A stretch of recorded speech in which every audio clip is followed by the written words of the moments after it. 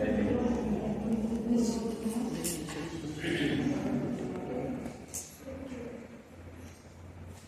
following transactions relating to purchase and issue of material. Okay. Record the transactions as LIFO and find out closing stock in terms of quantity and value. Okay, this is the LIFO format. By preparing this format, we have to find the value of closing stock in terms of quantity and value. This is the substitute 130. 130. Yeah, 130. Number of units? 2000. Quantity?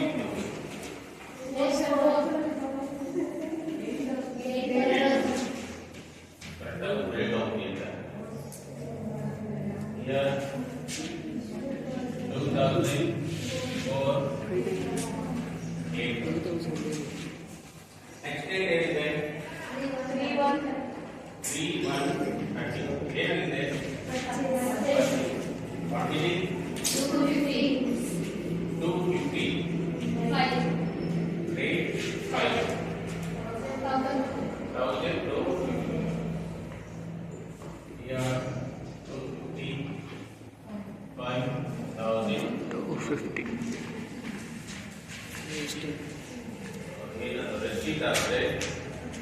This is the receipt section. Issue section. Receipt must be issue fulfillment to be another balance are there. The next date of 5/1/30. Issue Two idea. Then draw the line. These two points. These two idea. 1000. Three issue material. 250. Only 250. Here 250. 5.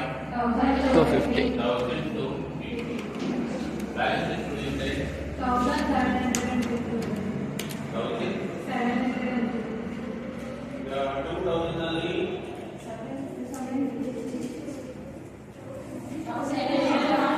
1000 unit issue ಆಗಿದೆ. Balance 1000 unit issue ಆಗಿದೆ. ಈ ಇಶ್ಯೂನ first ನೀವು last ಯಾವುದು purchase ಮಾಡಿದಿರಲ್ಲ ಅದರಲ್ಲಿ issue ಮಾಡ್ತೀವಿ. 250 issue ಮಾಡ್ತೀರಾ. ಇನ್ನು ಎಷ್ಟು ಬ್ಯಾಲೆನ್ಸ್ ಉಳಿಯುತ್ತೆ? ಸೇಮ್ ರೇಟ್ಗೆ here 750 5 ಎಷ್ಟು ಬರುತ್ತೆ ಅಮೌಂಟ್? 3000 ಇವಾಗ ಬ್ಯಾಲೆನ್ಸ್ ಎಷ್ಟು ಬರುತ್ತೆ?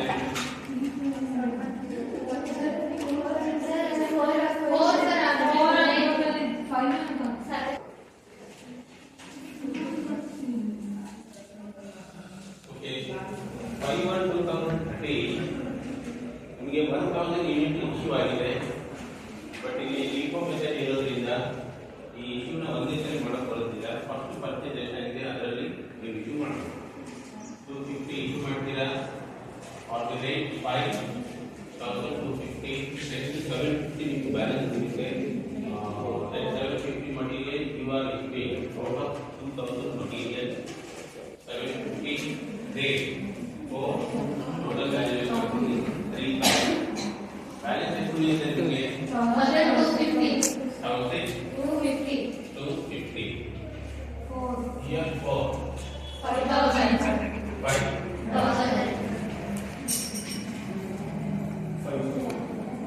Next day is the date of 10/1/30. Here is the 10/1/30. Purchase. ಎಷ್ಟು ಪರ್ಚೇಸ್ ಆಗಿದೆ? 3000.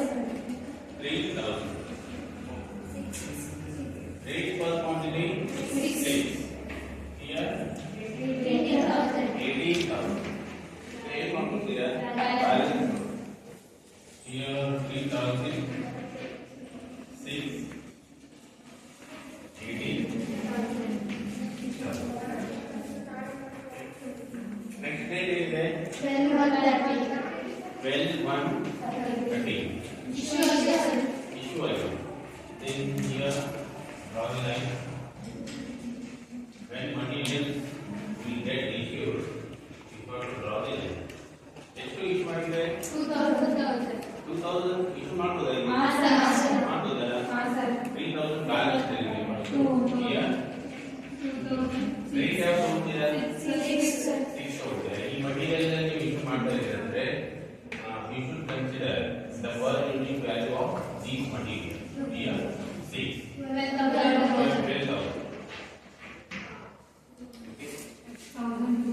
next date ಏನಿದೆ ನೋಡ್ಕೋಬೇಕು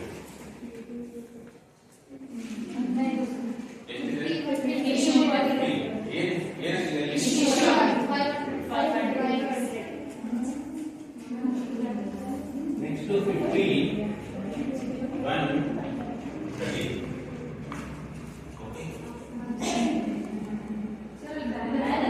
ನೀವು ಡೈರೆಕ್ಟ್ ಆಗಿ ಇಶ್ಯೂ ಮಾಡಬಹುದು ಬ್ಯಾಲೆನ್ಸ್ ಬರ್ಕೊಳ್ಳೋ ಅವಶ್ಯಕತೆ ಇಲ್ಲ ನಿಮಗೆ ಗೊತ್ತಿದೆ 3000 ಅಲ್ಲಿ 2000 ಇಶ್ಯೂ ಮಾಡಿದ್ರೆ 1000 ಬ್ಯಾಲೆನ್ಸ್ ಇದೆ ಇನ್ನೂ ನೀವು ಕನ್ಫ್ಯೂಸ್ ಆಗುತ್ತೆ ಬ್ಯಾಲೆನ್ಸ್ ಬರ್ಕೊಳ್ಳಿ ಈಗ ನೆಕ್ಸ್ಟ್ ಈ ರೇಟ್ ಎಷ್ಟು ಇಶ್ಯೂ ಆಗಿದೆ ಹೇಳಿ ಅಲ್ಲಿ 1000 ಅಲ್ಲಿ ಮತ್ತೆ 500 ಡಿಡಕ್ಟ್ ಮಾಡಿ ಇಶ್ಯೂ ಮಾಡಿದ್ರೆ ಅದು ನಿಮಗೆ ಕರೆಕ್ಟ್ ಆಗುತ್ತೆ ಕನ್ಫ್ಯೂಷನ್ ಆಗುತ್ತೆ ಬ್ಯಾಲೆನ್ಸ್ ಬರ್ಕೊಳ್ಳಿ 1250 for 5000 3000 sorry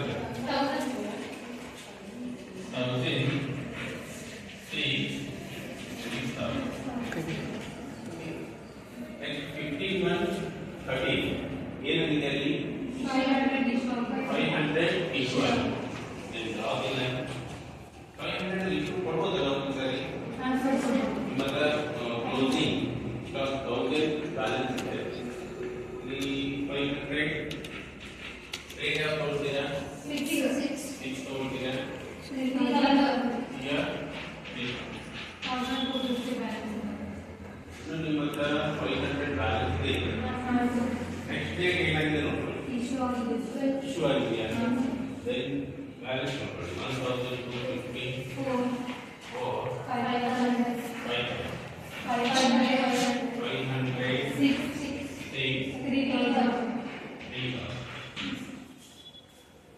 ನೆಕ್ಸ್ಟ್ ಡೇಟ್ ಏನಿದೆ 21 ಏನಾಗಿದೆ ಇಶ್ಯೂ ಆಗಿದೆ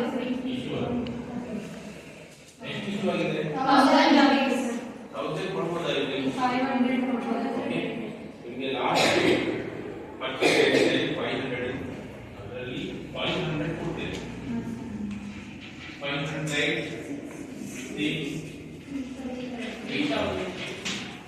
1000 ಅಲ್ಲಿ 500 ಹೋದ್ರೆ ಇನ್ನು ಎಷ್ಟು ಉಳಿಯುತ್ತೆ ಬ್ಯಾಲೆನ್ಸ್ 500 ಇನ್ನು ಬ್ಯಾಲೆನ್ಸ್ ಉಳಿಯುತ್ತೆ ಆ ಬ್ಯಾಲೆನ್ಸ್ ನ ನೆಕ್ಸ್ಟ್ ಪರ್ಚೇಸ್ ಎಷ್ಟು ಬ್ಯಾಲೆನ್ಸ್ ಮಟೀರಿಯಲ್ ಇರುತ್ತೆ ಅದರಲ್ಲಿ ಇಲ್ಲಿ 500 ಕೊಡಿ 500 rate per unit of for 2000 here 2000 balance ಎಷ್ಟು ಉಳಿಯುತ್ತೆ 750 750 for 3000 750 ಏನು ಗೊತ್ತಿಲ್ಲ sir 1250 minus 500 750 into 4 3000 ಇವತ್ತು ಏನಾದ್ರು ಡೌಟ್ಸ್ ಇದ್ದಾರೆ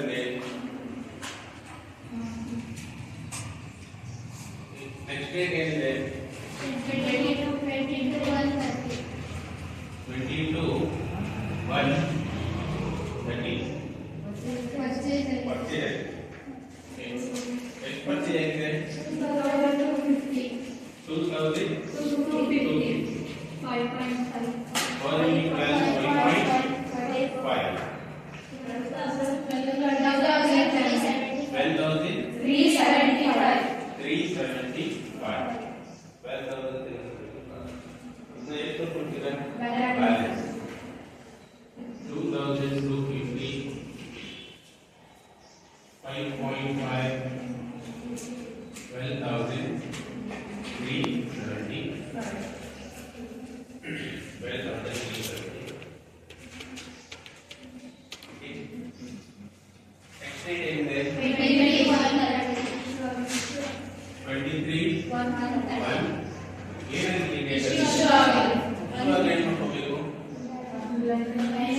you draw the line in balance part. Okay, easy to balance problem. Okay, 23 1 2000. Next 29 is 1500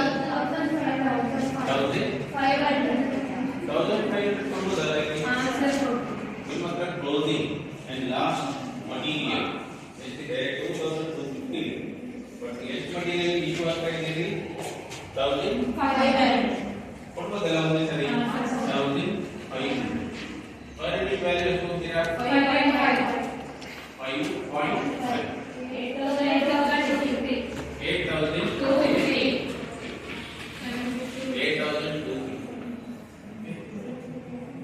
balance ಎಷ್ಟು ಇದೆ ಅಂತ ನೋಡ್ಕೊಳ್ಳಿ 750 for 3000 ಇಲ್ಲಿ 2250 minus 1500 750 Sir. 5.5 4025 ನೋಡಿ ಫಸ್ಟ್ ಈ ಬ್ಯಾಲೆನ್ಸ್ ಅನ್ನು ನಾವು ಬರ್ಕೊಂಡಿದ್ದೀವಿ ಅದಾದ್ಮೇಲೆ ಇದರಲ್ಲಿ ಇದನ್ನ ಲೆಸ್ ಮಾಡಿ ಬಂದಿರೋ ಬ್ಯಾಲೆನ್ಸ್ ನ ಬರ್ಕೊಳ್ಳಿ 750 ಇದನ್ನ ಗೊತ್ತಿರೋದು ಕರೆಕ್ಟ್ ಆಗಿ ಫಸ್ಟ್ ಈ ಬ್ಯಾಲೆನ್ಸ್ ಬರ್ಕೋಬೇಕು ನೆಕ್ಸ್ಟ್ ಈ ಬ್ಯಾಲೆನ್ಸ್ ಲೆಸ್ ಮಾಡಿ ಇಲ್ಲಿ ಬರ್ಬೋದು ಇಲ್ಲಿ ರೇಟ್ ನೋಡಿದ್ರೆ ಗೊತ್ತಾಗುತ್ತೆ ಎಷ್ಟನ್ನ ಫಂಡ್ ತೊಗೊಂಡಿದ್ದೀವಿ ಎಷ್ಟನ್ನ ಲಾಸ್ಟ್ ತೊಗೊಂಡಿದ್ದೀವಿ ಗೊತ್ತಾಗುತ್ತಾ ನೆಕ್ಸ್ಟ್ ಡೇಟ್ ಏನಿದೆ 24 130 ಇಶ್ಯೂ ಆಗಿದೆಯಾ ನೆಕ್ಸ್ಟ್ ಮಟೀರಿಯಲ್ ಇಶ್ಯೂ ಆಗಿದೆ 1000 ಕೊಡ್ಬೋದಾ ಇಲ್ಲಿ 750 ಕೊಡ್ಬೋದು 750 per unit value 5.5 4125 ಈ ಬ್ಯಾಲೆನ್ಸ್ ಇದೆ ಕೊಡೋದು 250 ಎಷ್ಟು ಬ್ಯಾಲೆನ್ಸ್ ಇದೆ 250 ಕೊಡ್ಬೋದಲ್ಲ ಇಲ್ಲಿ ಡೇಟಾ ನೆಕ್ಸ್ಟ್ ಡೇಟ್ ಗೆ ನೋಡಿ ಇಯರ್ 250 ಡೇಟ್ ಪರ್ ಯೂನಿಟ್ ಎಷ್ಟು ಕೊಡ್ತೀರಾ 4000 ನೆಕ್ಸ್ಟ್ ಡೇಟ್ ಏನಿದೆ ಅವಾಗ ಇಂತ ಬ್ಯಾಲೆನ್ಸ್ ಬರ್ಬೋದು ಎಷ್ಟು 500 4 ಲೇಟ್ ಬಂದು ನೋಡಿ ಗೊತ್ತಾಯ್ತಾ ನಿಮಗೆ ಮಟೀರಿಯಲ್ ಎರಡು ಸರಿ ಯೂಸ್ ಮಾಡಿದ್ದೀನಿ ಗೊತ್ತಾಯ್ತಾ ಎಷ್ಟು ಇಶ್ಯೂ ಆಗಿದೆ ಟೋಟಲ್ 1000 ಮಟೀರಿಯಲ್ ಇಶ್ಯೂ ಆಗಿದೆ ಫಸ್ಟ್ ಇದನ್ನ ಯೂಸ್ ಮಾಡಬೇಕು ಅದಾದ್ಮೇಲೆ ಇದನ್ನ ಯೂಸ್ ಮಾಡಬೇಕು 1000 ಇಶ್ಯೂ ಮಾಡಬೇಕು ಅಂದ್ರೆ ಎಟ್ ಎ ಟೈಮ್ ನಿಮ್ಮ ಮಟೀರಿಯಲ್ ಇಲ್ಲ ಅವಾಗ ಏನು ಮಾಡ್ತೀರಾ 750 ಇಶ್ಯೂ ಮಾಡ್ತೀರಾ 750 ಇಶ್ಯೂ ಮಾಡ್ತೀರಾ ಓಕೆ ಔಟ್ ಆಫ್ 1750 ಇಶ್ಯೂ ಮಾಡಿದ್ರೆ ನೆಕ್ಸ್ಟ್ ಇನ್ನು ಎಷ್ಟು ಕೊಡಬೇಕು 250 ಕೊಡಬೇಕು ಈ 250 ಇದರಲ್ಲಿ ಪೇ ಮಾಡಿ ಓಕೆ ಅದೇ ನೋಡಿ ಇಲ್ಲಿ ನಾವು ರೇಟ್ ತಗೊಂಡಿದ್ದೀವಿ 250 4 1000 ಈಗ 750 250 ಹೋದ್ರೆ ಬ್ಯಾಲೆನ್ಸ್ ಎಷ್ಟು ಬರುತ್ತೆ 500 4 2000 ಗೊತ್ತಾಯ್ತಾ ನೆಕ್ಸ್ಟ್ ಏನಿದೆ ಡೇಟು 25 ಇನ್ನು ಎಷ್ಟು ಕನ್ಫ್ಯೂಷನ್ ಇದೆ ಕಂಟಿನ್ಯೂ ಮಾಡ್ಬೋದಲ್ಲ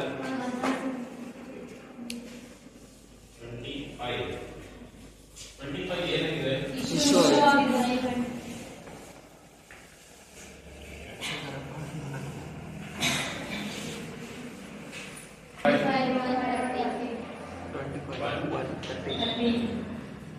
ಬ್ಯಾಲೆನ್ಸ್ 500 4 2000 ಇದೆ 25 130 ಏನಾಗಿದೆ ಅಲ್ಲಿ issue 500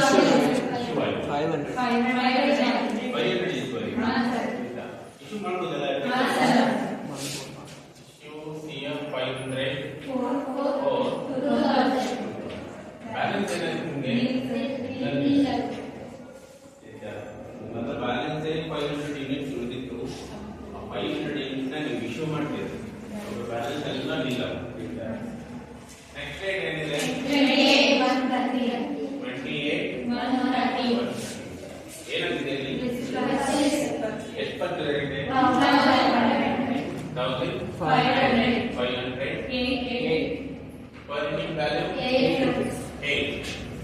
Balance. Now balance is 500, 8, 12,000. Next is 31,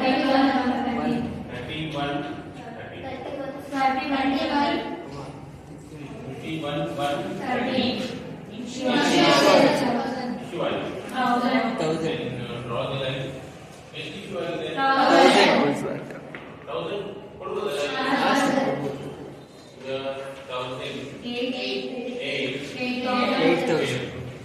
500. Balance is 500. 500. 4,000. The 500, 8, 4,000 ಏನಾಯ್ತು? ಬ್ಯಾಲೆನ್ಸ್ ಬ್ಯಾಲೆನ್ಸ್ ಎಲ್ಲ ಅದಕ್ಕೆ ಆನ್ಸರ್ ಏನಂದ್ರೆ ಇದೆ the number of quantity 500 the rate for giving 8 the value of closing stock 4 ನಾನು ನೀವು ನೋಟ್ ಅಲ್ಲಿ ಬರೀಬೇಕು so closing stock in quantity 500 rate for quantity 8 and value of closing stock is rupees 4,000. Okay, this will be the answer for this question. The question is problem is okay, the answer 508 4,000.